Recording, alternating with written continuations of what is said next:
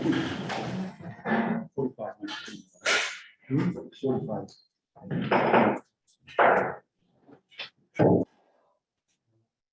Before we go to the allegiance, just like to remember Jane Garnett passed away the last couple of weeks. Mrs. Garnett grew up in Raleigh. She was in her 80s, but she was a fixture at Jake's Hospital for a great many years. Her husband, Antler, was also deceased, was the first OBGYN. And we had, I had not been in touch with her in recent decades, but she was a family friend, and Antler delivered me. Oh, So let's please remember.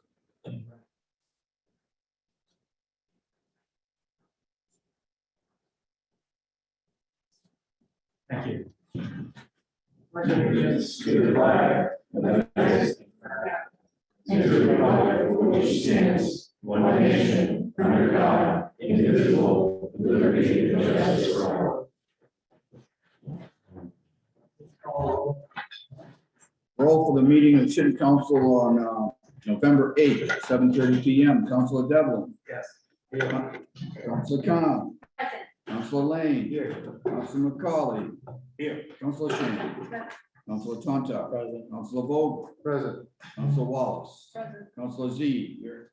Councilor Connell is absent. Councilor Iden. Here. 10 present, 1 absent. Okay, before we get to the late files, I just want to make a request. We have 3 meetings left in the legislative term. An awful lot to get through. And it's been a stressful time. COVID, et cetera, et cetera. There will be time for debate, of course, it's what we do. But I do ask that everyone, including me, please adhere tightly to the specific motions on the floor. So, for example, we have 10 late files tonight, which is understandable because we're at the end of the term. And on top of that, we just had a municipal election that was on the same day of the deadline. So I'm not, I understand it. It is what it is. What I'm asking is when there's a motion, say to refer something to committee or committees, I think all of us need to please just consider that specific issue. So we've got a lot of correspondence today about 57 Low Street. There'll be a lot more, but we're not voting on it tonight. All that's before you is whether to accept them and send them to committee. So please, in the interest of getting through city business, let's just stick to that. There will not be a closure debate without a 2/3 majority when it comes back. So we will all get your chance. Also, a seemingly small thing, which I think will help. We sometimes we slip on it, which is when you're called on as a counselor, please stand and face the chair and address the chair. I think that would be more helpful to sort of keep things on track. Of course, if you want to have a colloquy, get a specific question through the chair, you can always ask questions. It's always allowed. But just remember that that's a privilege, not a right. I think that would be helpful. Late files. Late files, order 300 Low Street and Brown School Gym order 301, authorizing acquisition of 57 Low Street. Order 302, stop sign at the intersection of Rawson and Highland. Order 303, local acceptance of Chapter 60, Section 23B. Order 304, Evergreen Conservation Restriction. 305, Evergreen Parcel A. 306, Evergreen Parcel C. 307, Evergreen Trail Easement. Order 308, Evergreen Utilities Access Easement. Order 309, 57 Low Street. Motion to waive the rules and accept the late files? If I, there's still 2 more. Oh, I apologize. Sorry. Okay. Transfer 112, general fund, free cash 250,000. Ordinance 102, chapter 17, stormwater management revisions. Those are the late files. What's the transfer, Mr. Clerk? Sorry. I assume it is on your desk. It is, to the best of my memory, 250,000 to compensated absences reserve fund, same amount out of free cash. I think. This will be your second to last item in the stack on your desk. Motion to waive the rules and accept the late files. Second. I don't have one. Not there. It's a single. Oh, here, I got it. Third to the last. Who moved to waive? So a motion and a second, is there discussion? Who moved to waive? All those in favor say aye. Aye. Any opposed? Don't you have to vote on that? Oh, no, we're all here. All here. We're all here. Okay, now you do the public comment, clerk is gonna get the list. I would ask people in the electronic room, please raise your hands electronically. That's why, and the reason why, is by knowing in advance how many people there are.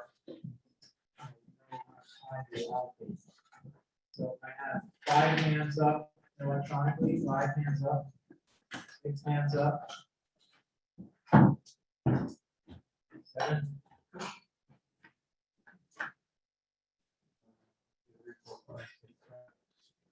All right, last call on hands up for electronic testimony. Okay, last person is declared. All right, now, public testimony. Everyone get 2 minutes. Need your name and address. You can speak on anything on the agenda. I would ask that if you're going to make a tax, please don't. We're not allowed to do that to each other. I don't think it's fruitful. I can schedule another hearing and I'll go by myself and you can say whatever you want to me. But please don't waste the council's time with personal attacks. First person is Keith Mackin.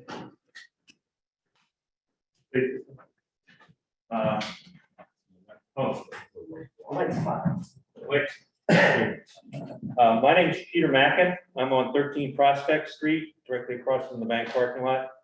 I do not have a problem with the bank's ability to expand or build, but I am totally opposed to the IFS construction of a massive building addition that is too large for the location and not compatible with the historic South End downtown neighborhood.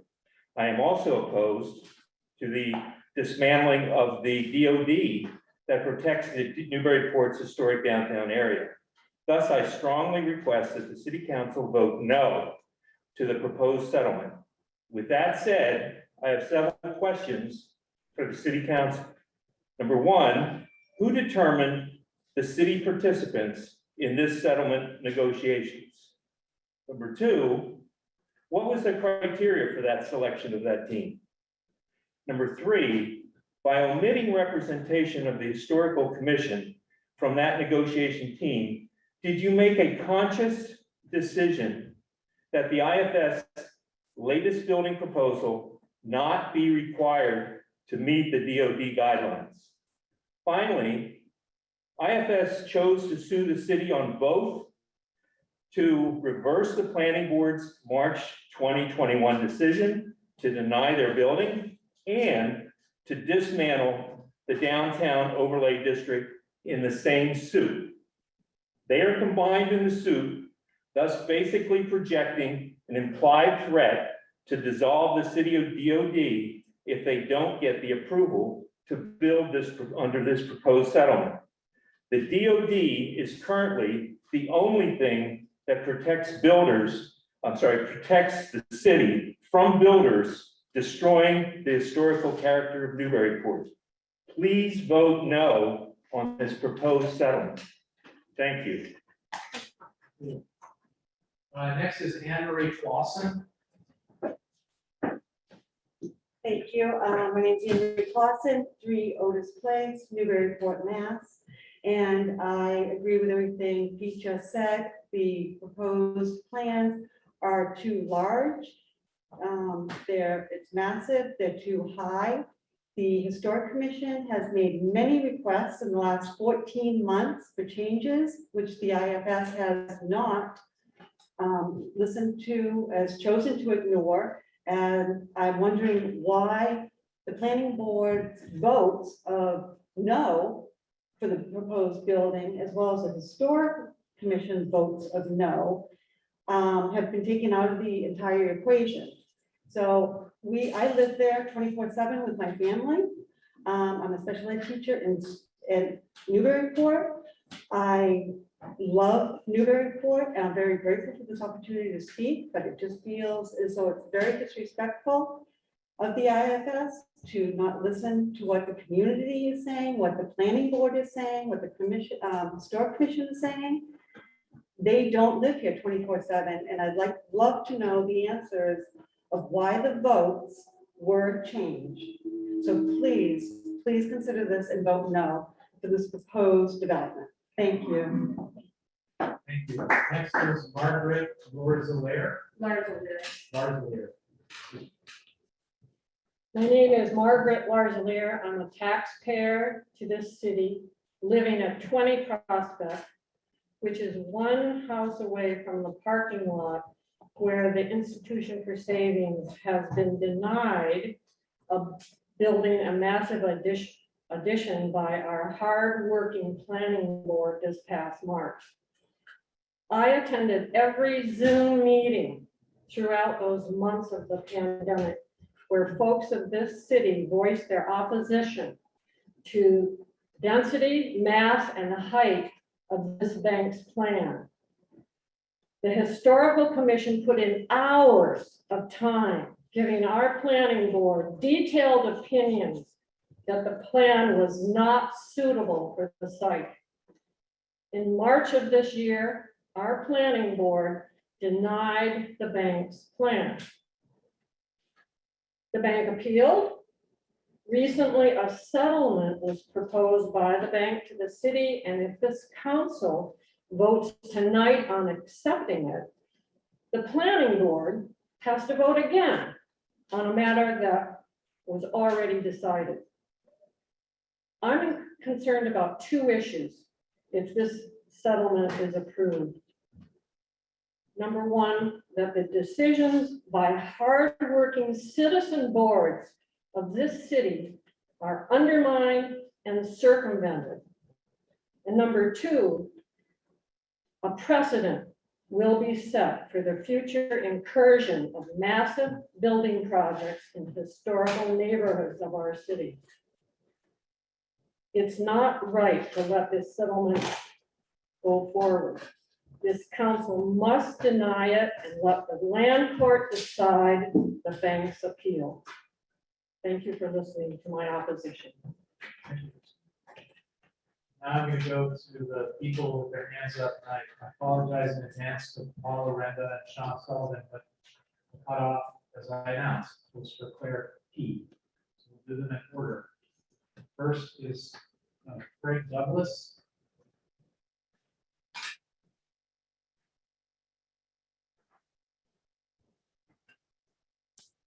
Mr. Douglas.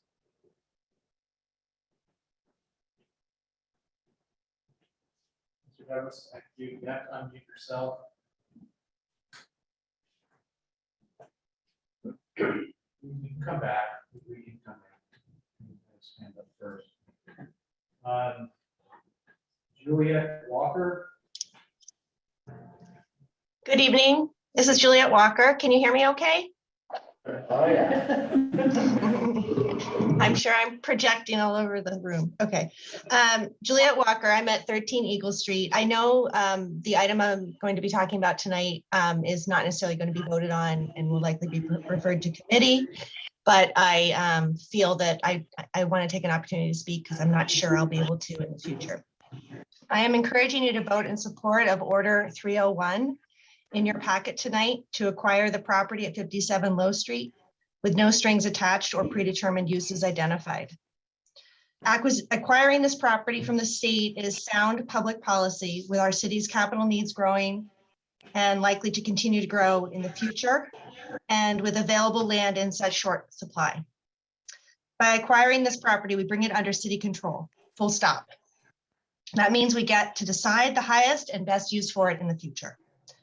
There is no need to add restrictions prematurely, nor is it appropriate to predetermine what use it will serve without first having an open and transparent public process to determine the highest and best use. It is the best and most responsible way forward, I believe, to acquire the land, ensure it stays in the city's control, then conduct a public process to determine how it can best serve our community's needs. Thank you for your consideration. Thank you. Next is gonna be Jenny Donahue. Hold on. Jenny Donahue. Hello, can you hear me okay? I'm sorry, my voice is a little cracked tonight, so I do apologize for that. Jenny Donahue, 18 Terry Street, Chair of the Newburyport Commission on Disabilities. Tonight, I actually just wanted to bring to your attention since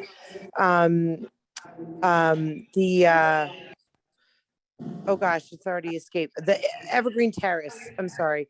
Evergreen Terrace is in your packet several times tonight.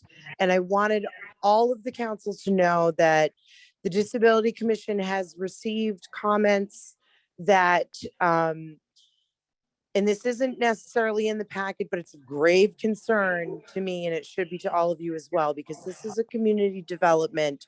But my problem is that the developer and the attorney are seeking to not have to have the playground and the shared walkways be ADA compliant.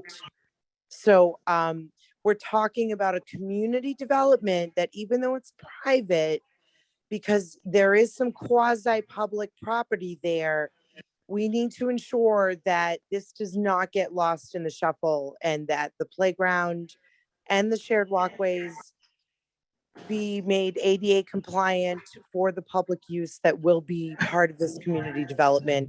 This is not a single family home private development where normally ADA law does not have purview. This is a development. So I urge all of you to keep that in mind as you overview the Evergreen Terrace issues and everything else that's going on with it. Keep in mind that ADA compliance is going to be a big issue with it as well. So I just wanted to put that on all of your radars, okay? Thank you. Thank you. Let's see, Craig Douglas. Mr. Douglas? Hi, can you hear me? I can. Thank you. My name is Craig Douglas. I reside at 2 Mosley Avenue. I'd like to talk about 57 Low Street, which I understand is not being voted on this evening. But as an architect and an owner's rep, analyzing projects such as this is what I do for a living. And in this particular project, this particular case, the analysis is very straightforward and simple. The market value of the property is $660,000. The purchase price is $220,000. That makes it a high value proposition. The environmental analysis of materials and site has come back supporting purchase of the project, which makes it low risk. So high value, low risk means that it's beneficial to purchase the property, to add it to the Newburyport portfolio, to determine how it can be developed by the incoming mayor and that administration.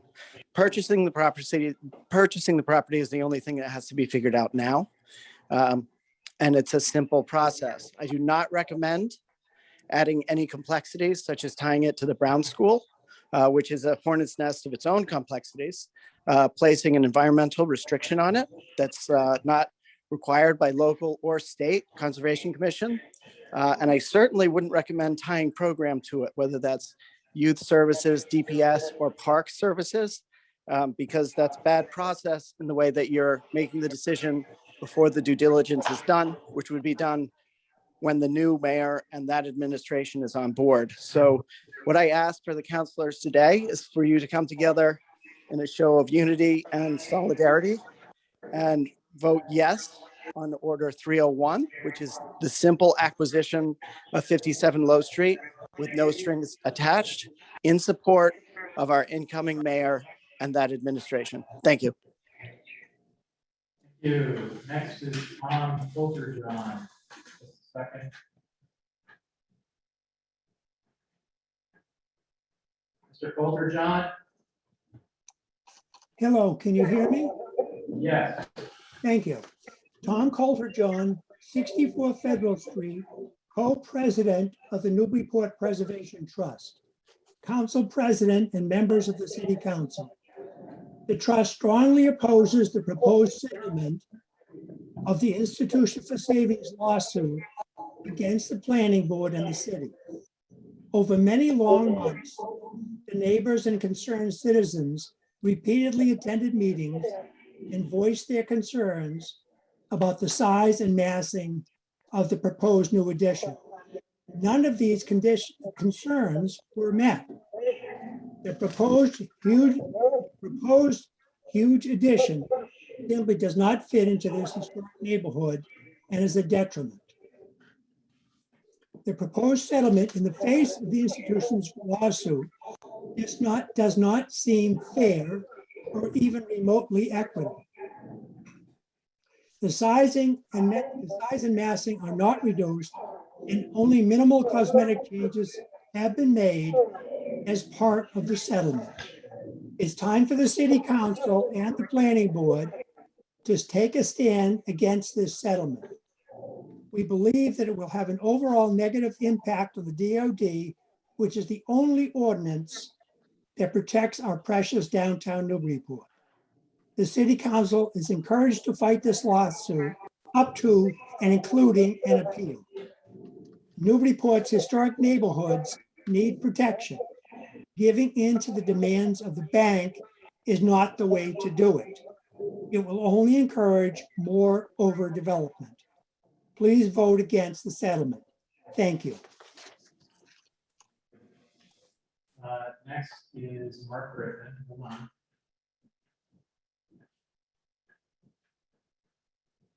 Mr. Griffin?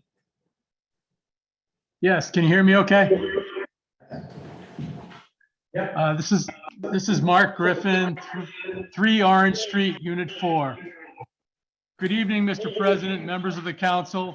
I am speaking in opposition to the proposed settlement agreement with the Institution for Savings. As a former abutter who was involved in the planning board's permit process for 14 months, I am very disappointed in the proffered settlement proposal. The agreement is almost entirely one-sided, with some small criteria added to the project to provide a fig leaf to cover the fact that the massing and scale have not been reduced 1 iota. This, despite those factors being the major reasons for the planning board's denial. There is nothing in this for the neighborhood or for the city. I have heard from some councilors that they are relying on the advice of counsel that the city will lose if it litigates. Many a case has been won and lost when a lawyer has evaluated its outcome differently than expected. Not to mention that a loss does not occur until appeals are exhausted. Aside from this, why deny this settlement? Well, number one, defending the planning board shows that the city supports its volunteer board members. The planning board and historical commission put in countless hours in this decision. They deserve to be honored by a defense. Number two, it encourages public participation and faith in the process. The number in opposition to this project was overwhelming. Knowing that the mayor favored the project makes the settlement look like circumventing that outcome by a few, behind closed doors and without public input. 3, continuing to litigate does not foreclose settlement in the future. It also would allow the city time to amend the DOD in the event they consider it to be flawed. 4, continuing to litigate will send a message to applicants in front of the city boards that the city is not a pushover. This will make them more likely to work with the boards during the process. And 5, conversely, caving early in the process provides a playbook for future applicants to get what they want. Please vote no on this proposal. Thank you. Thank you. Next is Stephanie Nikolic. Go ahead. Yeah, go ahead. Thank you, Mr. President. Stephanie Nikolic, 93 High Street. I support the comments of IFS abutters and other residents regarding the proposed settlement. The building proposed by the settlement is still too big and is not an appropriate transition to the adjacent residential district. Residents who pay almost all of the taxes in the city should not be subject to bullying by businesses and developers. During the 14 months it took for the city to reach the IFS permit denial, abutters hired their own attorney at the cost of tens of thousands of dollars. If you're a homeowner, massive legal fees to protect your property rights are not in your budget. We have a reasonable expectation that the city will protect us and defend our laws. And I do appreciate very much the time of all city councilors. Thank you. Thank you. That's it. Next is Claire.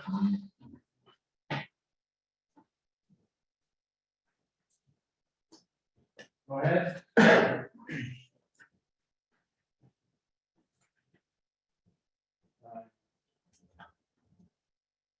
Claire P.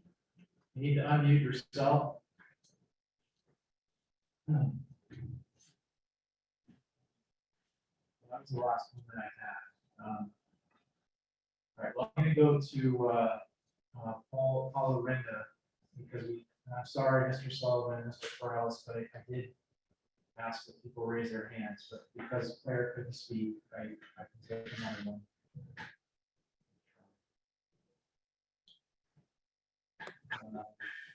Yes, I apologize initially because it was a very glitchy volume and I wasn't able to hear you. So my name is Paula Renda. I live at 16 Otis Place. And I believe that approving the IFS settlement would set a very dangerous precedent and undermine the democratic process. I am afraid that it would create a loss of trust in city boards and government. The citizens of Newburyport take great pride in this process of open meetings where board members and citizens attempt to come together for compromising solutions. Certainly, the neighborhood of Prospect Garden and Otis Streets would be most affected if the IFS massive expansion is built as it stands now. However, more importantly, the long-term impact would be detrimental to the heart of Newburyport, specifically to its historic downtown and surrounding neighborhoods. I urge you to please deny the settlement and send it back to the land court to play out openly and fairly. Thank you for listening to my opposition. All right, I'm gonna take the last two, this is just two more, and I guess the audience is allowed. Sean Sullivan. Hello, can you hear me? Go ahead, please. My name is Sean Sullivan. I live at 9 Prospect Street. I would ask the city council to vote no on the proposed institution for savings settlement. This settlement does not show any changes of substance from the 15 months of discussion and the vote that the planning board had in March. And I think there's 3 reasons why the city council should vote no against this. One, if you vote for this settlement, I don't think it shows support for the planning board, who worked extremely hard listening to both sides, trying to do everything as constructively as possible, and voted on it. Number 2, this does not support all the hard work the Historical Commission did and does not get their input on this settlement. And lastly, number 3, this in effect does not support the downtown overlay district. It gives a blueprint for people in the future to get around zoning laws and ways to effectively overdevelop our downtown beautiful city.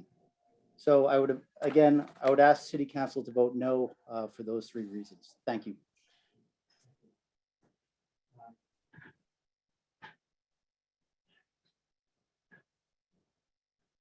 Claire P. Hi, can you hear me now? Yes, success, thank you. Council President and members, Claire Papanastasiou, 3 Orange Street, Unit 4. I oppose the proposed institution for savings settlement and urge council members to reject it and send the matter back to land court. Beyond being one-sided, unfair, and premature, the settlement before you poses disturbing questions. which underscore the need to reject it in the spirit of maintaining the integrity of our city government. Specifically, what happened since the planning board rejected the bank's two-story, 16,000 square foot addition in March 2021? Why is the size, which remains unaltered in this settlement, acceptable now?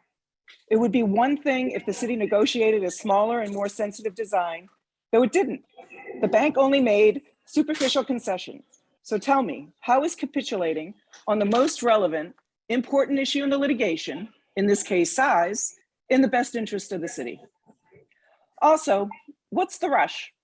One of the negotiators on the city's team, the team which included the mayor, who spoke in favor of the expansion before the planning board, said that this settlement proposal was reached after 13 hours of deliberations. Only 13 hours of deliberations. Please compare that to the 14 months invested by the city board members, abutters, and everyone involved before the planning board, which, by the way, rejected the bank's plan. Now, per the proposed settlement, the city council must vote ASAP to get the settlement before the planning board so we can approve or reject it by December 16th. Why the rush? Reject the settlement so we can play out in court in a more reasonable, less rushed pace. Settlement discussions can be resumed at any time during litigation. The most disturbing part of all this is that if the settlement is approved, it would undermine the integrity of our local government and leadership. The city can avoid this by rejecting the proposed settlement, sending the litigation back to land court to play out while the city council revisits the downtown overlay district guidelines. Thank you. Mr. Corrales, Gary Corrales. Ron, go ahead. Hello, can you hear me? Yes, go ahead. My name is Gary Corrales. I own properties at 15-17 and 19-21 Prospect Street, as well as other properties in Newburyport.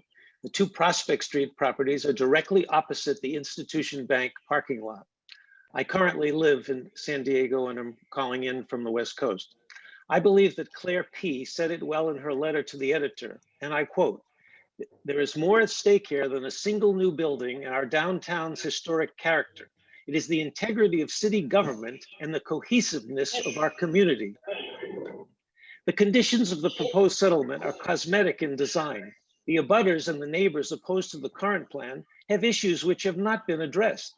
The only people who have spoken in favor of any plan before the planning board have been the paid trustees, the paid employees, and customers of the bank who are not directly affected by the addition. The mass, the building height, the noise, the increased traffic, all of those issues still need attention. The impact to the neighborhood is too great and has been spelled out by residents at meetings. The loss of views and light to residents is still an issue, and the planning board member Rick Tainter has said in the past that the addition is, quote, out of context with its surroundings, unquote. I have gone on record and have spoken at past meetings in opposition to the various plans. I also submitted a letter to the city council and the city clerk prior to tonight's meeting. I urge the city council and the planning board to vote no on the proposed settlement. Thank you. That concludes comment. Thank you. Good evening, councilors. First, I just wanted to say congratulations to Sean Reardon, our mayor-elect. We had our first and productive meeting this afternoon of several, I'm sure. I also wanted to thank Councilor Contar. Thank you for your efforts engaging residents and very positive issue-oriented mayoral campaign. Would like to also congratulate Sarah Hall, Juliet Walker, and Brian Callahan for successful elections to our school committee, and welcome to our city councilors-elect at Cameron, Mark Wright, Connie Preston, and Jenny Donahue, who will join our city council in January. I also wanted to recognize Court Jones and all the staff who worked in early voting and on election day. Once again, a very smooth voting process for the city. It was nice to see the electronic upgrades and so pleased to know this will save time and will make voting more efficient in the city. The fire station, as you know, we received communication from legal today and asking that those committee items remain until 11:29. And there's a little more detail there. COVID-19, again, our numbers are climbing. We had 103 cases last month, the most on record. In November, it's only the 8th, and we have 20 cases to date. Our deaths are now at 44. Please, please get vaccinated, get a booster shot, and continue to be careful. There's information posted on the website about where you can get additional booster shots. And also, it's exciting that now our children ages 5 to 11 are able to get vaccinated, and there's a clinic the 9th and the 30th, the middle school for that purposes. We have a lot to discuss on Newburyport's youth services. As you know, I absolutely understood some of the council's concern about the environmental issues on the site and DCAM not allowing us to do borings. And the fact that National Guard reached out, wanted to know what happened with the vote, explained to them, they said they still own the property and gave us permission to do the boring and air quality test within the building. The results are posted on the website as well as Credera's report from the Brown School. And I look forward to our discussion in when you send it to committee to discuss that further. Just wanted to let you know that the Marcus Hill High School project is coming along well. The cobblestones are going in, and I'm excited that this will hopefully be the kind of traffic calming measure that we had hoped to see would work there. The work at Reservation Terrace is going forward. It's been an incredible challenge, and glad that we are finally there. They began the work last week on the core bags, and the stones are coming in. We'll keep you posted on that as that process goes forward. Very pleased to announce that our free cash was certified by the end of last week. About 2.6 million in the general fund, waters 1.4, sewer 1.7, and harbor master enterprise about 814,000. Short-term rentals. I know you've been really struggling with this and been working on this off and on for a while.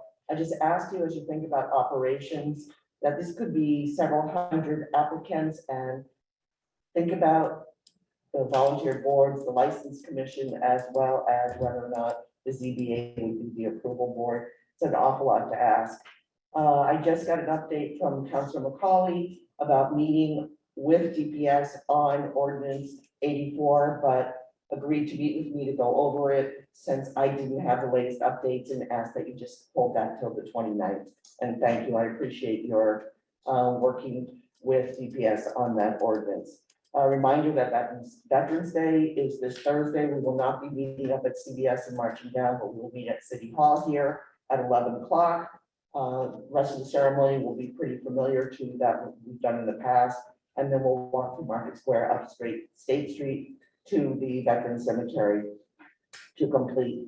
And I just also wanted to thank everyone who attended my State of the City last week. It really meant a lot to me to see you all there. And finally, Wednesday night, November 10th at 7 p.m., we have Mass DOT with Howard Hudson and Stein, who will be presenting their long study on the Route 1 Rotary, the changes, and how we connect and finish the rail trail there. Thank you. Any questions for the mayor from councilors? Thank you very much. You're welcome. I will be in my office listening to the meeting. Thank you. On to the consent agenda. The consent agenda this evening is unusually short. It includes the approval of the minutes for October 25th. It has one appointment 286, Sarah Holden, 34 Toppins Lane, to the Housing Authority until 12/1/2026. Following items are coming out of the committees: Budget and Finance, Order 280, 281, 292. General Government, Order 291, 285, and 294. Planning and Development, Appointment 285. Public Safety, Application 54, Ordinance 86, 96, 99, 100, and 101. That is the consent agenda this evening. Mr. President, I'd like to move to amend to strike from the Budget and Finance Order 280 and 281 so that they will remain in committee. Second. You don't know any motion, just any councilor can strike. So 280 and 281 are out. Thank you. Motion to, Any other changes? motion to approve. Okay, all those in favor say aye. Aye. Any opposed? Good. Okay, onward. Regular business. Mayor's update. Motion to receive and file. Second. All those in favor, say aye. Aye. Any opposed? Thank you. Appointments, There are none. nominations, None. transfers, One. go ahead. That's the late file. 112, it's 250,000 from free cash to compensated absences reserve fund. Same Motion to amount. refer to budget and finance. Second. Any discussion? All those in favor say aye. Any opposed? That's referred. Second reading appointments, everybody have any? You don't? And we have 12 orders, no, 11 orders, 11 orders. So the 10 that you see listed, and then this one, I want you to remind us what they are again. Order 297 deals with the residential, setting the residential factor property classification. Motion to refer 297 and 298 collectively to budget and finance. Second. Residential factor and tax rate. Any discussion?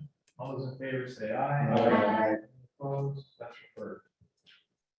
291 is with respect to prior bills from the city solicitor in the amount of $13,135. Motion to refer to budget and finance. Second. That's Any discussion? Yes, All those in favor 299, say sorry. aye. Aye. Any opposed? Okay. We have order 300, 301, and 309, which have to do with Low Street. Any motion? Motion to refer to budget and planning. And the committee of the whole. This budget. Motion to refer to budget and committee of the whole. Second. Okay, any discussion? Councilman. Yeah, Mr. Chair, I apologize, I cannot honor your request, but first of all, I moved that there be a CR on the purchase 7 Low Street last time, February 25th, I believe it was. I will not vote for anything that has a CR at this time. I may not be at the committee meeting that discusses this, so I wanted everyone to know that's a markup. I will not support anything that has any restriction. I want a clean bill. Thank you. Thank you. Other councilors? Okay, on the motion to refer to budget and finance and committee of the whole. 300, 301, and 309. Yeah. 300, 301, 309. All those in favor say aye. Aye. Any opposed? Okay.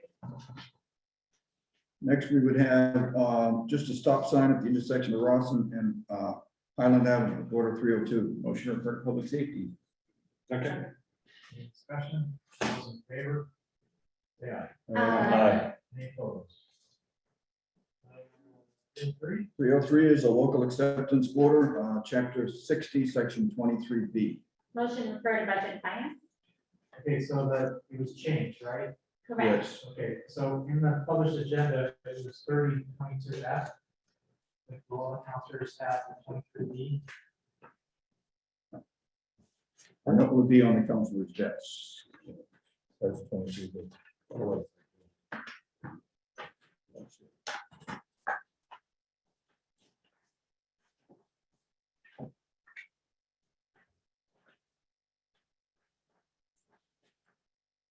Yes.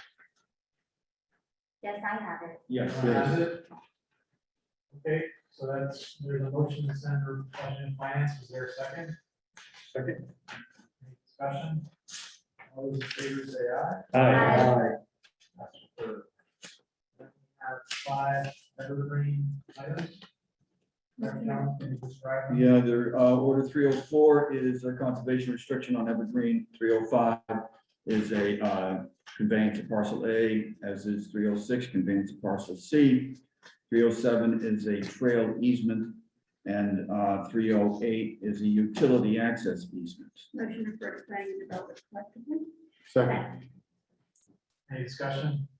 All those in favor say aye. Aye. Any opposed? That's approved. So now we have the stormwater ordinance 102. Motion to refer, oh, does it have to be read? No. Okay, motion to refer to planning and development. For a second, Second. any discussion, Councilor Lee? Here, why planning? I thought neighborhood and city services would have jurisdiction over DPS. The stormwater is under DPS, right? Councilor Tom. Oh, yes, thank you, Council President. Yes, I did talk with the authors as well as the Andy Ford at the planning office, and it seemed best suited for planning and development because of the types of situations that they review the stormwater management policy. So, but if someone feels otherwise, I'm totally willing to send it to whatever committee makes sense. I would recommend neighborhood and city services because it's the jurisdiction or review authority is with the city engineer. And that's usually done in DPS, I believe. So that would be my recommendation. Perfect. I'll withdraw my motion if my second, I will withdraw the second. So motion to refer to neighborhood and city services. Second. Second, Council Wallace. Further discussion? Seeing none. All those in favor say aye. Aye. Any opposed? Okay. I think that's all the orders. Well, that was an ordinance.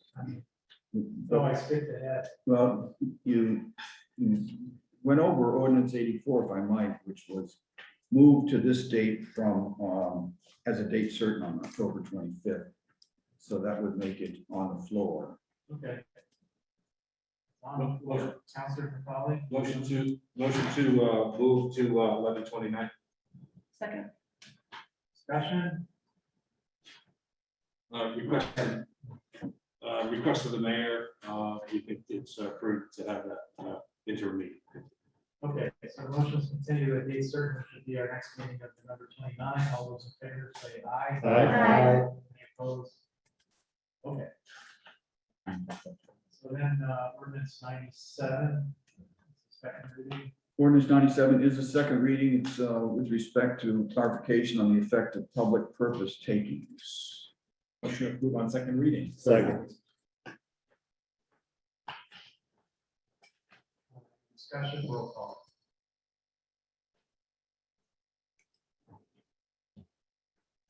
Councilor Devlin. Yes. Councilor Khan. Yes. Councilor Lane. Yes. Councilor McCauley. Yes. Councilor Shan. Yes. Councilor Tontar. Yes. Councilor Vogel. Yes. Councilor Wallace. Yes. Councilor Z. Yes. And Councilor Agaman. Yes. With that said, we're on the committee reports. We have our committee on economic development. Still have to set that, that's been in our committee now. So that's the permanent apartments legislation. We'll set that, and the members of the committee remind everyone of our councilors Z, Shan, and myself. Okay. Yes. Ad hoc committee on market landing park, which isn't actually a committee, the whole committee if you want.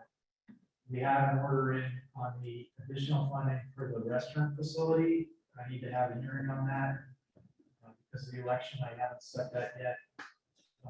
There are a lot of ex officio members. I'll be on. Budget and finance. Mr. President, just again, brief update on 280 and 281, which are now not coming out of committee. We were set under the impression that we were trying to meet a timeline with the landowner selling on their payoff, but the late note word from the city solicitor today was that he recommended we hold, so that's why we're holding. We'll take that up again and probably bring it out to 29th. With that, I'll bring to you a motion to approve Order 292, supplemental budget request in the amended amount in committee of $44,000. Second. The committee met on this at our most recent committee meeting on October 28th. Mark Kavanaugh, who's with us here, joined us to talk about it. The supplemental budget request is to create a new position inside of the IT department titled support analyst. The intent of the position, if I can paraphrase it, is to create a position that would provide kind of a combination of different services as part of the position, including frontline support, desktop support, support and troubleshooting with issues like printers and what have you, also running upgrades. That's sort of one aspect of the position. And you'll notice that in the memo that was attached. The secondary would be to try and over time learn and understand the architecture of the city's IT setup, with the intent being having some depth in the department that currently does not exist, as well as the potential to have succession planning in the future should Mark no longer want to come in and make all the servers go. So those were the two issues. The discussion in committee centered around a couple of major themes. One is obviously this is a supplemental, is now the appropriate time to create a position mid-budget cycle. That was something that was discussed. And the second thing was the amount was discussed. $65,000 was actually slated to be the full year's worth of salary. So the change to 44,000 was to essentially apportion or prorate the 65 down to the number of months that were left in the fiscal year, down to October. With that being said, in speaking with Mark Kavanaugh and getting his sense, he doesn't think he can fill the position tomorrow by any stretch unless there's some really good luck. But the committee felt that 44,000, at least apportioning and prorating, I should say, about 4 months off the fiscal year would be acceptable. So that's why it was prorated down to 44,000. The final sort of main theme of discussion was sort of the HR concept here. What was the idea? How would you bring somebody in? How would you bring them into the position? Had there been job description written, et cetera? That was not available at the time of the committee, but Mark did send that to us today, to the committee members, and I'm happy to forward it to you. As I apologize, I always get lots of emails, so I can't forward them to you instantly, but I will get them to you if you want.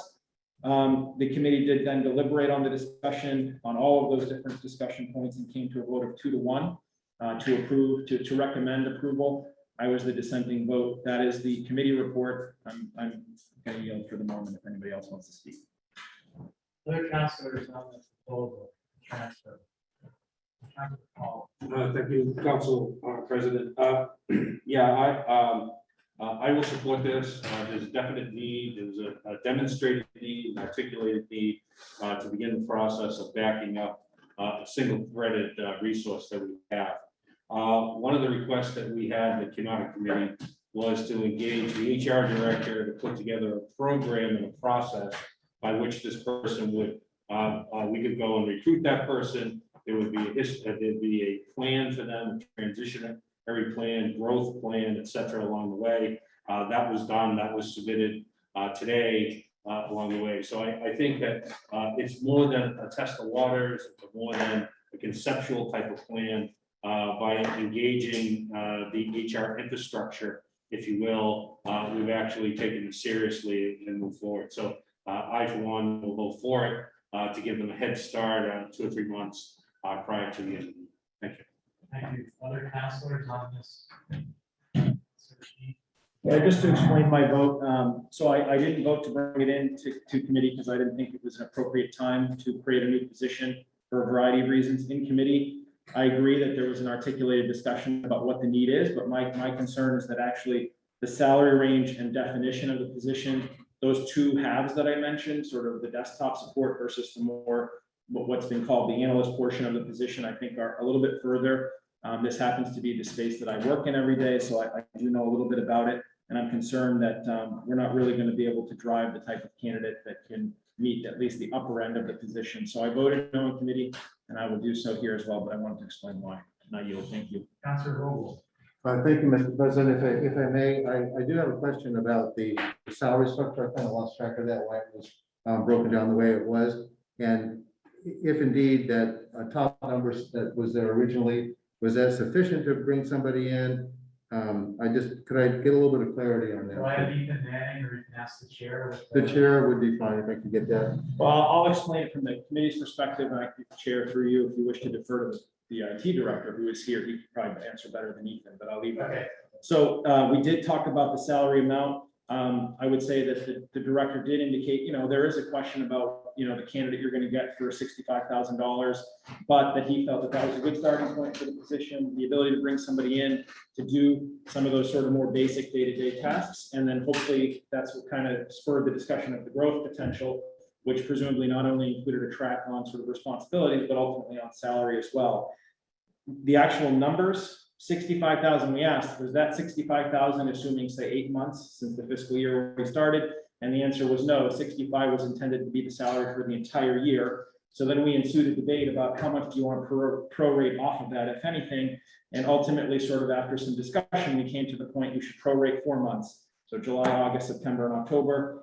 And that's kind of close enough. We said, well, if you don't bring the position on until January, you've got another month or two of slack. But in the end, that was kind of the negotiation. So prorated off 4 months. We did the math and we rounded to the nearest thousand. So we ended up with that's what the number was arrived to. Thank you. Thank you. Any other questions through the chair or? Well, I got a follow-up, if I may. So if I may, Director, Mark. Director Kavanaugh, Director Kavanaugh. Just, thank you, just clarifying this dollar amount qualification piece. Does that make sense to you, the 65 and for what you want to It get? does. I mean, we're basically looking for a support analyst position, so somebody who we presumably bring in and provide ongoing training to system administration, network administration, application administration. We run a pretty comprehensive virtualized environment here now. Of course, we built a fiber optic network as well in the last few years. So things are pretty comprehensive and integrated, and I think that is the position at which we would begin to start at recruiting a candidate to bring forward within 4 or 5 years to hopefully assume my role. So that's basically where we're at. Thank you, Mr. President. Thank you. Any other councilors? I just want to fill in one last piece for you. So when you get the budget next year, you should expect to see 65, just to, get ahead of next year's budget. The full amount would be short. Yeah. Thank you, Director. I think we're ready to vote. So this is the transfer order. All those in favor say aye. Aye. All those opposed? I didn't hear any. Sorry, no. One opposed. So it's, Yeah, nine to one. Sorry. 9-1. One absent.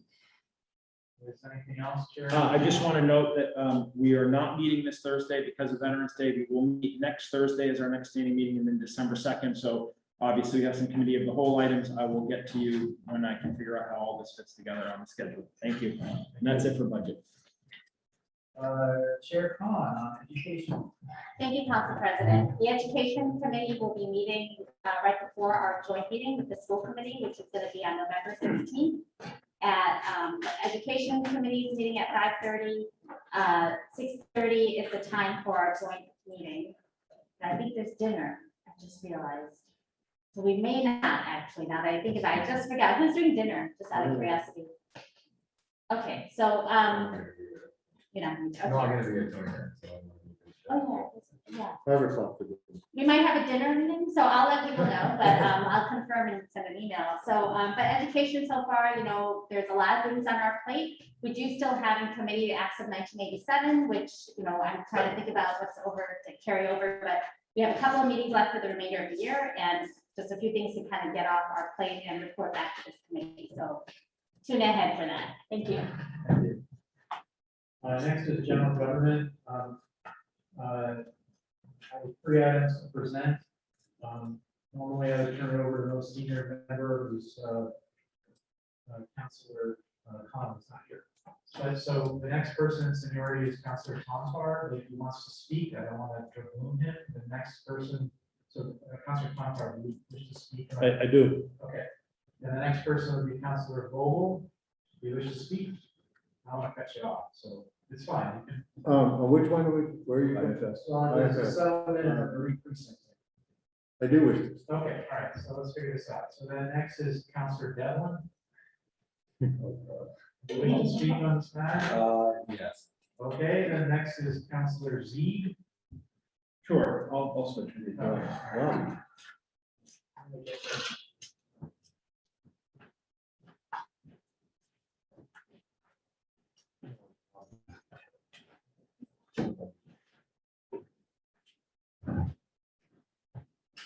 All right, Chair, go ahead.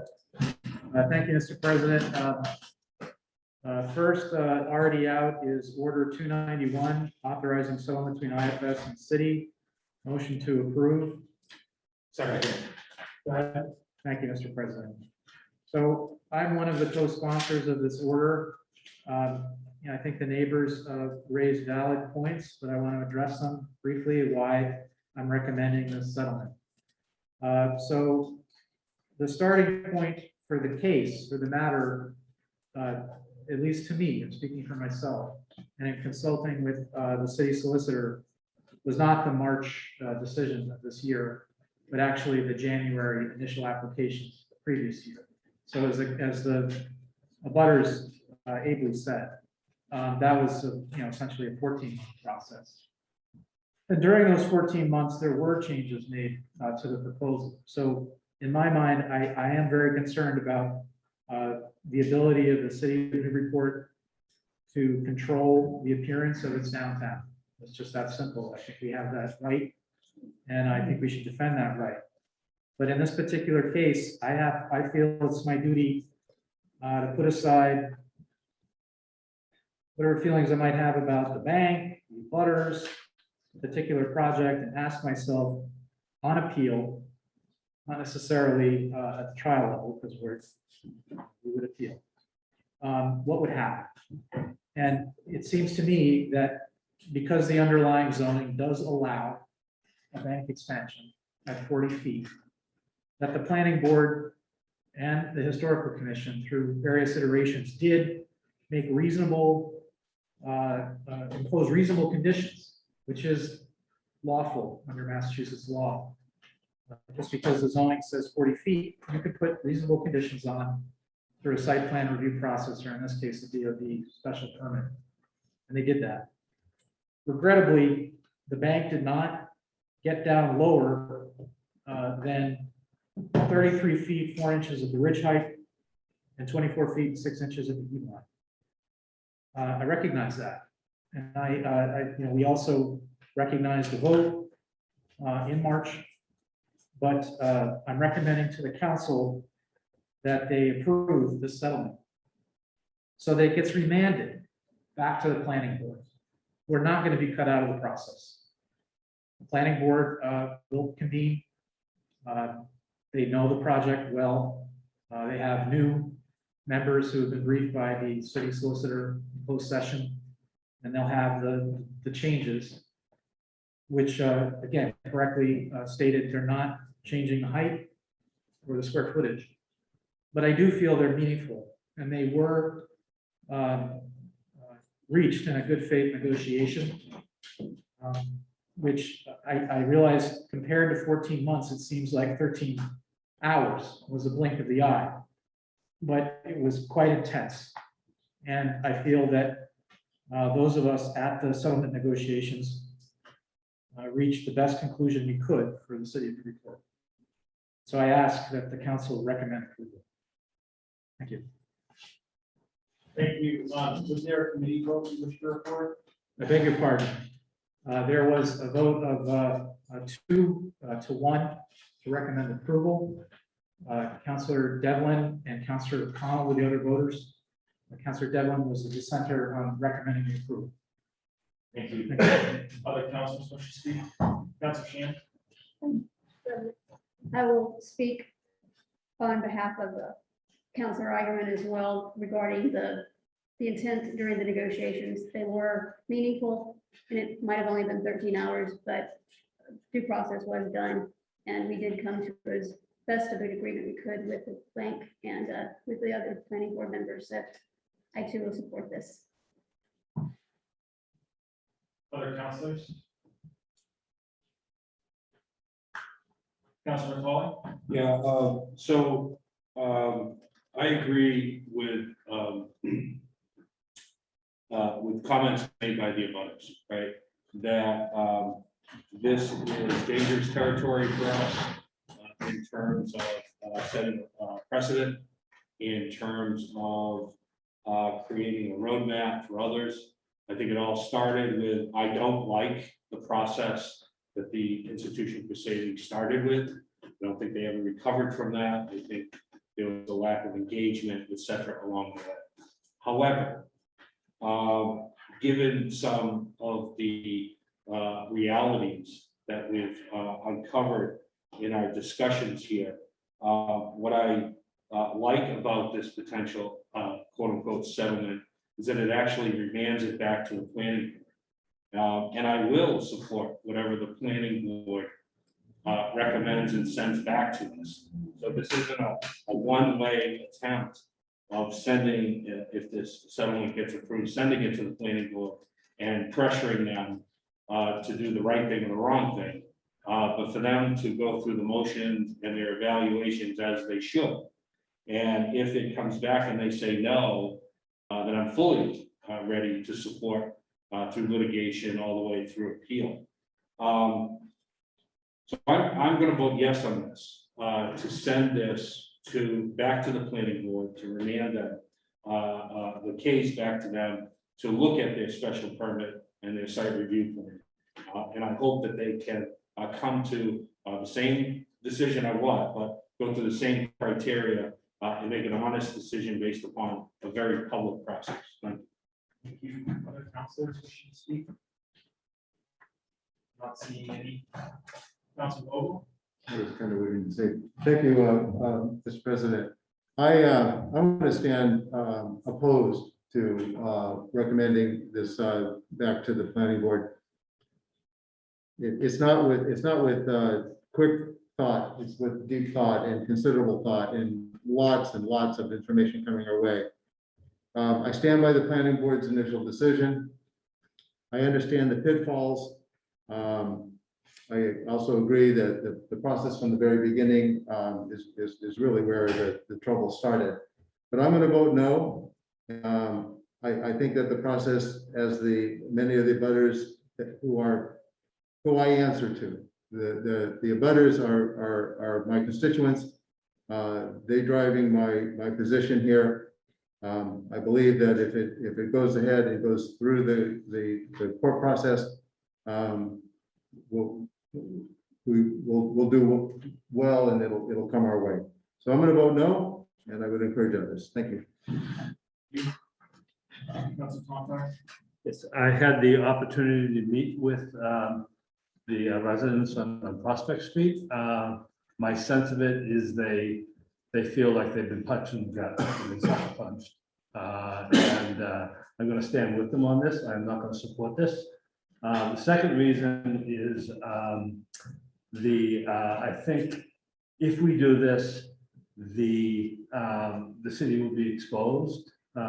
Any developer who wishes to challenge us will just say, hey, you collapsed on this case, you didn't defend your DOD. So in essence, we've been giving up on the downtown overlay district and the protection of the character and the historic character of our downtown. So I can't support this. Council Devil? Yes.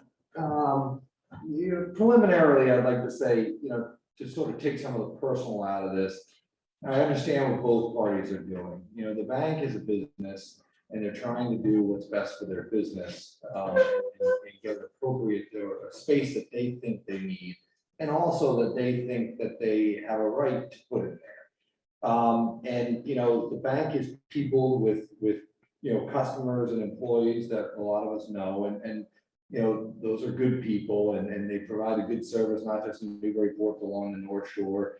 And they do things for our community, and so we can't forget that, but neither can we take that into consideration when we're trying to determine this issue. And on the resident side, it's completely understandable that they're concerned about their homes. This is probably the biggest investment they all own, and it's a place where they love and feel comfortable, and so. For me, I hope that settlement, this probably leads to where I might be going. I hope that the settlement does not get foreclosed from this point, because we've heard from a number of people, even from the last decision, that the bank was close. So for me, that's where I'm having a problem with this. There was 14 or 15 months of deliberation by the planning board, and I can't put myself into their position, and I can't relitigate or review what they say and second guess it.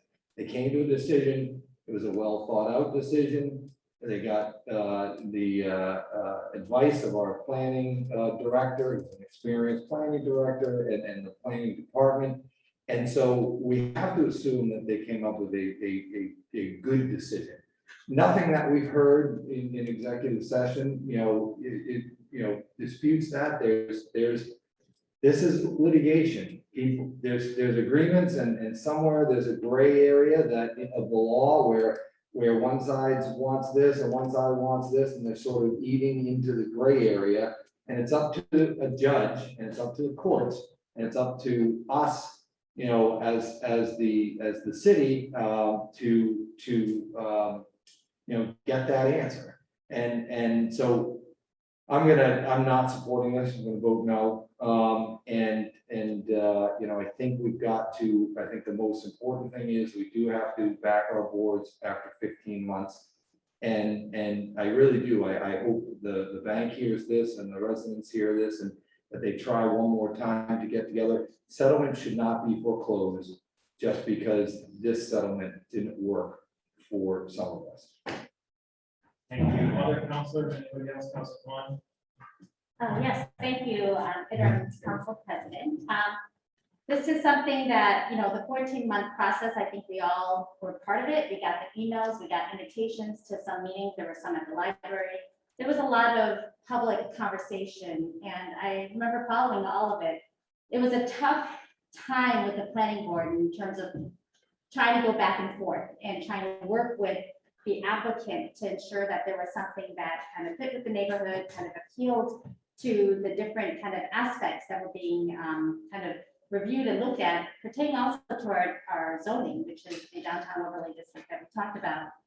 I think at the end of the day, in terms of where we are today and with the settlement before us, there's a couple of really good points that have been raised, mainly I would say before we even came to the settlement, as this body here has been discussing and asking questions, and I appreciate my colleagues here with all the questions we asked. We really did a very, I think, thorough job to help each of us understand what the situation is and to play out different scenarios. So I really appreciate that. I think based on those conversations and where we are now, to me, it's not just hearing about the angst of the abutters. I think there's, which I hear and I appreciate, and I heard it through the process. At this point, it's really, I kind of agree with my fellow counselor at large. It's these bodies and entities that deliberate and look at these all the time.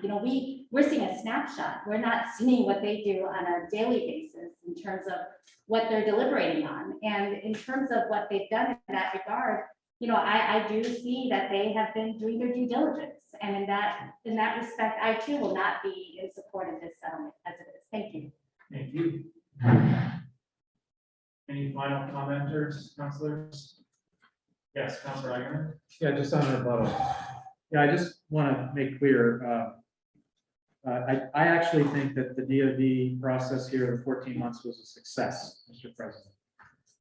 When it came in January 2020, there hadn't been any outreach to the neighbors at all, and it was a very different design. And many of us, I was the Ward 2 counselor then, as I am today, encouraged them to speak and organize, and they did. And they got changes. They got changes. They got real changes to the project, which in my experience is the way it should work. So the bad old days in the report is there wouldn't have been a process. There was no DoD developer, and this is where the bank started, and I think really got off on the wrong foot. Can't change that, where they're just saying, well, we have the right to do this, go pound sand, was the perception. But they did change. They did change. And I think, that they're in January 2021, whether they wanted to or not, they did come in with a much better design. And initially, there were some in the community that thought that they were there. Ultimately, that wasn't the feeling of the planning board. They had a split decision, and I respect that. They have to make a judgment call. So the question, I think, was raised during public comment, well, what changed between March and now? And the answer is we consulted with the city solicitor, and we were in litigation. We had a judge assigned. That's what changed. So none of this is an indictment of the process. The process worked. That's my point. And I'll. Final call, most have spoken once, so anybody. So we have a motion to approve the settlement, motion seconded. Mr. Clerk, roll call, please. Roll call on the motion to approve. Councilor Devlin. No. Councilor Khan. No. Councilor Lane. No. Councilor McCauley. Yes. Councilor Shan. Yes. Councilor Tontar. No. Councilor Vogel. No. Councilor Wallace. No. Councilor Z. Yes. Councilor Connell still absent. Councilor Eigenman. Yes. 6 noes, motion loses. Thank you. Next item. Yes. No, I'll just keep it. So next we have a motion to approve collectively redistricting plan, order 285 and order 294, the legal boundary use and bounds. Okay, so we did meet at the committee general government about this. We had a scare, I think I explained before, because the draft plan that had come in, which the clerk got a little confused, was radically different than the current 2010 boundaries. But I hope folks have had a chance, they got an email from the clerk, and I believe there's a copy, hard to read admittedly, in the packet, that the actual plan that came out of the Secretary of State's not very different. So we did recommend this one 3-0 to approve. Any comments, councilors? Seeing what Councilor Klein? Yeah, thank you, Council President. How do we communicate these changes? I know we'll have a new board map, well, a new map, like, but I was wondering if you don't mind, Clerk Jones, like in terms of the communication or It's been, what's the method for that? it's been 10 years, but to the best of my memory, whenever there's a boundary change, you must notify by mail anyone affected, the household affected. I have to check on that, but I can't imagine otherwise they don't know where to go to vote. So may I follow up? So that communication tells them we are now part of the board, whatever. It's a small effective number. It's somewhat similar to when you register to vote. The system kicks out a letter, which is then mailed to you and said, congratulations, you registered in the report at this address and you vote at this location. Great. Is it a form letter? Can you also notify who their award counselors? I'm sure there's a form letter. Okay. Yeah. I think that's the big thing in terms of really identifying whatever the number of residents are. I do remember when I was Ward 1 and then got to Ward 2, or Ward 2 to Ward 1 when I was at Lower Federal. So it is one of those things that I think the communication is key, and I really encourage maybe even us as Ward No, I council. mean, while we're on that subject, we need to change Ward 2 anyways. Okay. So. Thank you. Anybody else? Steve, now let's do a roll call again. Please. May I have the first and second on that, please? Councilor Heigerman, seconded by Councilor Klein. Thank you. Councilor Devlin? Yes. Councilor Khan? Yes. Councilor Lane? Yes. Councilor McCauley? Yes. Councilor Shan? Yes. Councilor Tonto? Councilor Vogel? Yes. Councilor Wallace? Yes. Councilor Z? Yes. And Councilor Argument. Yes. Thank you. Anything else? No, thank you.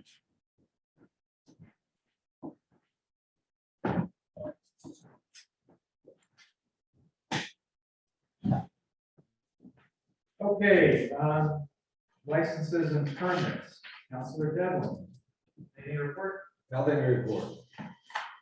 We're doing it. Neighborhood and city service is Councilor Khan, who is absent. Did the vice chair have anything? Is there? No. Okay. Planning development, Chair Shan. Motion to approve appointment 285, Mary Young, the Affordable Housing. Second. We had our meeting last week where we got to have the public hearing from Ms. Young. The committee voted 2-0 to approve her after we had a glorious response from Suzanne Cameron, who spoke on her behalf. And I think we all had the chance to hear her speak at public comment at our last meeting. So she will be a great asset to the Affordable Housing Trust. We voted 2-0 to approve her. Councilors, roll call. Roll call on the appointment of Mary Young. Councilor Devlin? Yes. Councilor Khan? Yes. Councilor Lane? Yes. Councilor McCauley? Yes. Councilor Shan? Yes. Councilor Tonto? Yes. Councilor Vogel? Yes. Councilor Wallace? Yes. Councilor Z? Yes. And Councilor Ryder. Yes. Thank you. Anything else, Chair? Yes, Council President, we will be meeting jointly next Wednesday with the licensing committee to discuss short-term rental units to make sure we get that out by November 29th meeting. So We know the time? would 5:30 work for council? Oh, you haven't said it yet? No, we have not. Oh, okay, that's all right. 5:30 would be the best. That's all right. All right, here we go. All right, that's all. Thank you. Thank you. Next is Public Safety Chair McCauley. Thank you, Council President. Motion to approve application 54. Second. This is from the Greater Newburyport Chamber of Commerce, 11/28 to 12/19. They plan to run a pop-up park as well as They threw in the Santa Parade and all of that in this. Their application was intact. We recommended 3-0 to approve. Any other counselors? Did you get a second on that? Yes. Yeah. Okay. All those in favor say aye. Aye. Any opposed? Go ahead. Council President, motion to approve ordinance 86. It's a loading zone on Liberty Street. Second. Go ahead. Thank you. We again, under deliberation, we approved this 3-0. We said the first space on the northerly side running for a distance of 25 feet, beginning at the corner of State Street, Liberty Street, will now become a service zone.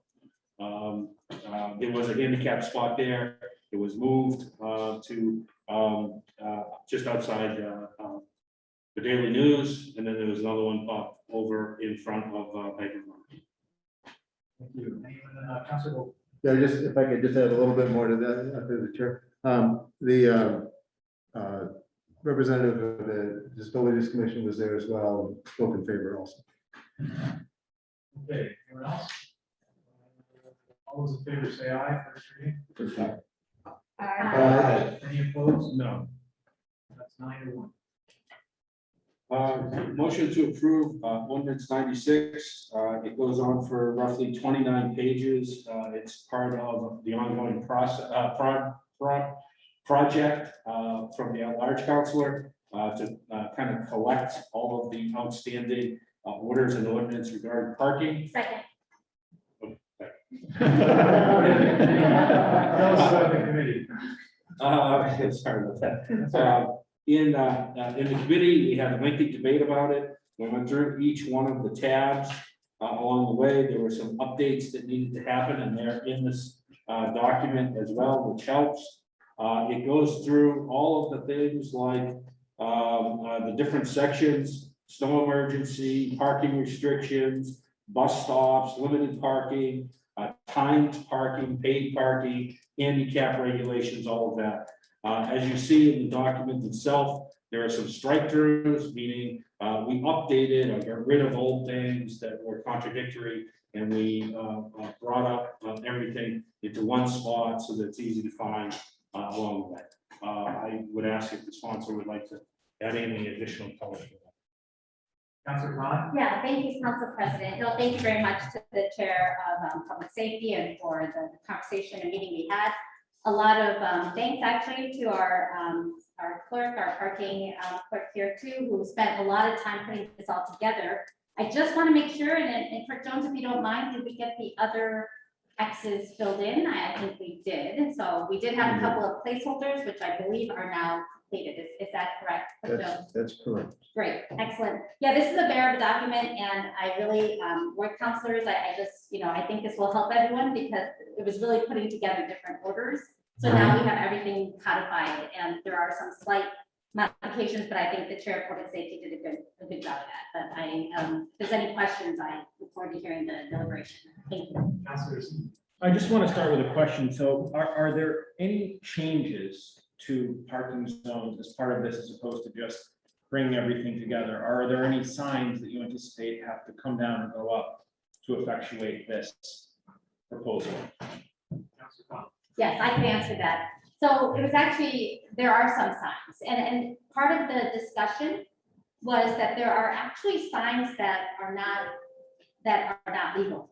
So we sat down, it was Clerk Jones, Mary Jo, and I believe Patricia, is that Trish? I can't remember, but we sat down with the kind of like the parking staff and went through this as well as what's currently out there. They actually drove around to see where there were appropriate signage where needed, where there was missing signage, and then where there was extra signage. And so really it was almost like as we went through it, they were making notes of what needed to be removed and what needed to be added. In terms of being able to show you, I mean, there might be another document, Clerk Jones, that might have that, but it was really eye-opening how there were certain signs there that were no longer valid. And I think that was a big piece. So I hope that answers some of it, but I believe there is a document that has some of that. So these illegal signs, and there is another section of the code that states very specifically that any city employee or officer of the city, such as a city councilor who has a sign put up, is breaking the law. I think that's correct, right? So anyone out there, any member of the public who sees a no parking sign, and if it's not on this list, it's an illegal sign and it should be taken down. Am I correct on that? I believe so, but I defer to Clerk Jones. Right. So let me go on a little bit about why that's the case. One person, all right, could just ask for a sign to be put up. Some counselor or city employee puts it up, all right? And the other people, abutters who may be affected by that in the entire area, don't have an opportunity before the council to give their opposition to having that sign up. And that's why you have to go through an appropriate process in putting these signs up. If it's not done, it's done illegally, all right? It breaks the compact that we have with people, and therefore they should come down as soon as possible. Councilor Lane. Could I ask the clerk, what is the proper process to get a sign put up? Well, I can tell you what it used to be, which was improper. It used to be that someone would contact the ward council.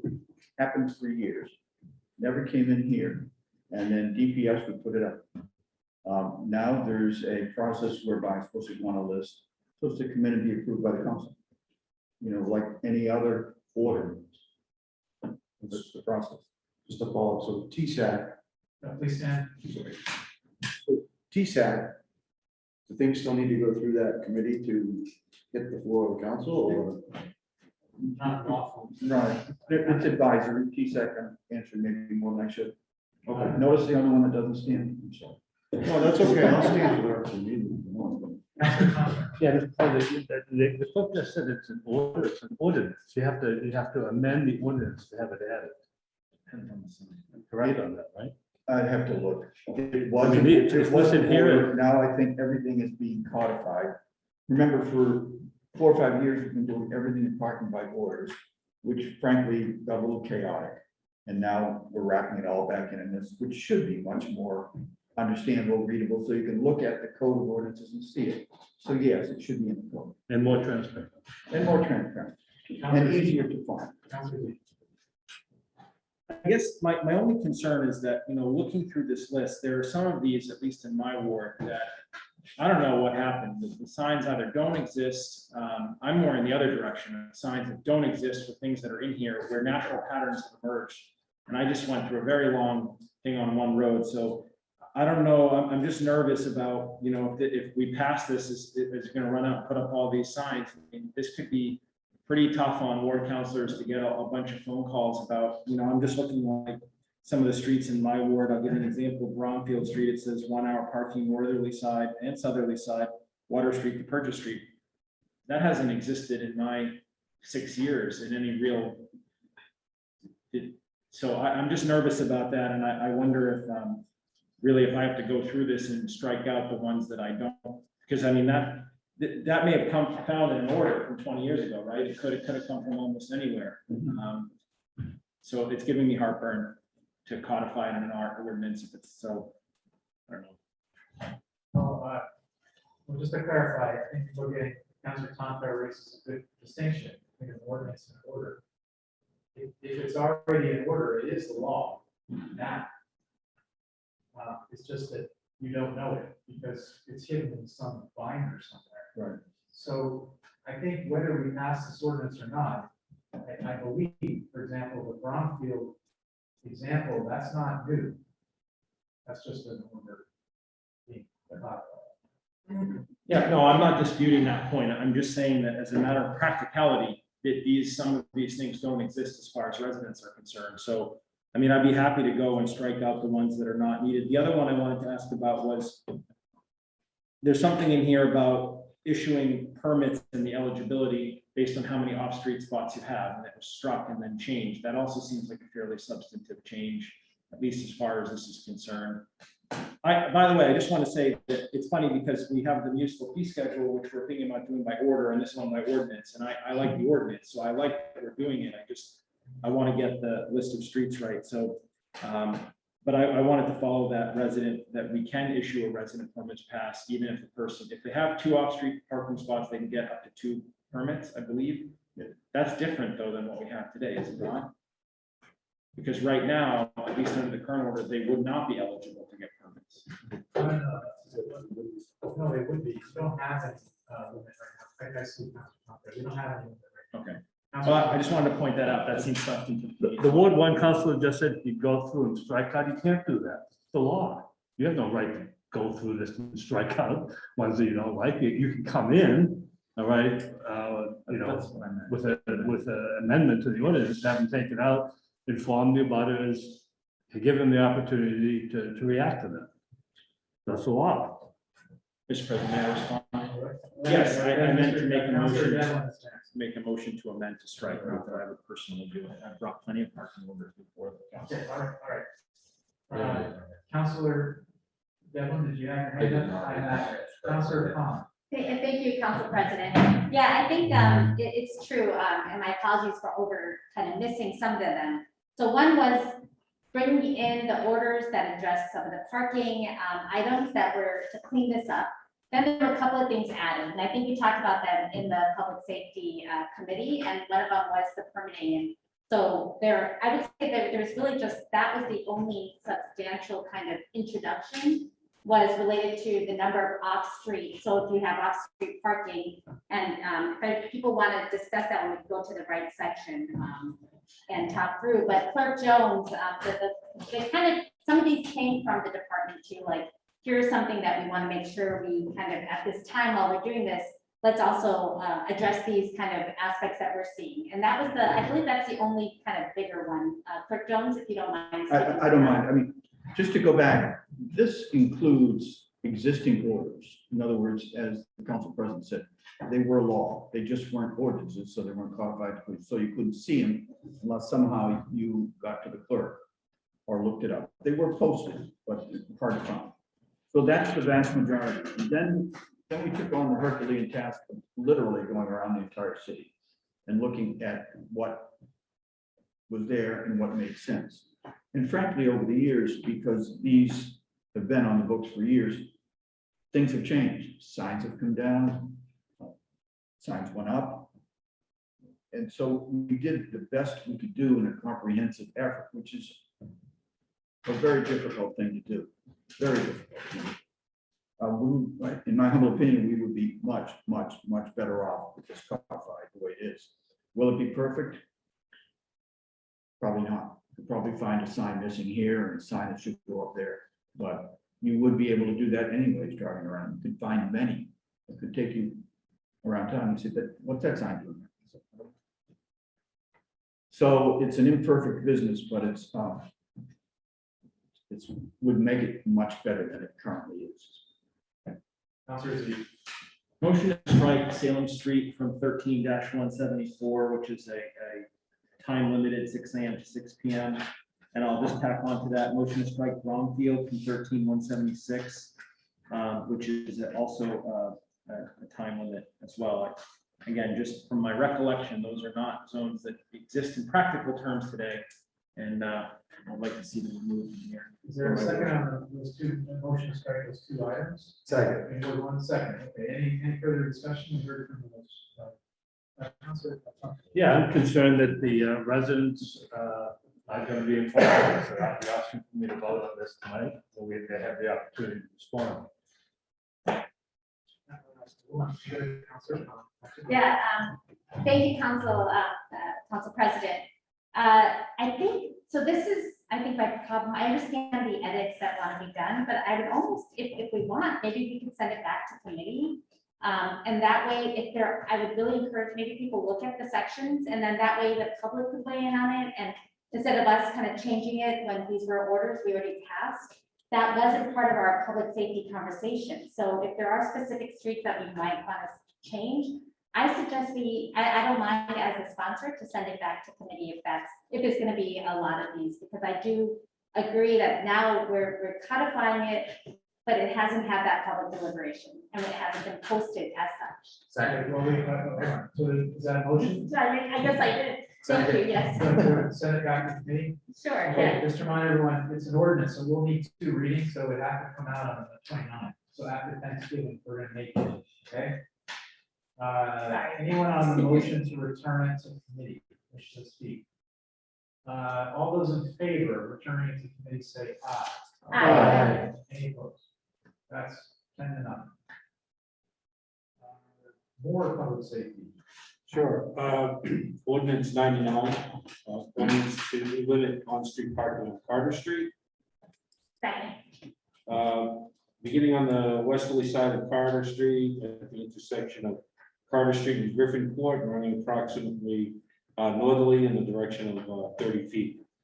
This was reviewed in committee from the Lord Counselor, the sponsor, input from residents, input from DPS, and a test, and we recommended 3-0 to approve this restriction. Other councilors? All those in favor say aye. Aye. Those opposed? Oh, that's okay. I can do a voice over. Karen. I think it's supposed to be roll call under for ordinances. All right, take your part. Roll call. Councilor Devlin. Yes. Councilor Khan. Yes. Councilor Lane. Yes. Councilor McCauley. Yes. Councilor Shan. Yes. Councilor Tonto. Yes. Councilor Vogel. Yes. Councilor Wallace. Yes. Councilor Z. Yes. Councilor Ivan. Yes. Thank you, Mr. President. Okay, sorry. Ordinance 100. Yeah, if it would speed things up, I'll make a motion to approve ordinance 100 and ordinance 101 collectively. Second. Great, thank you.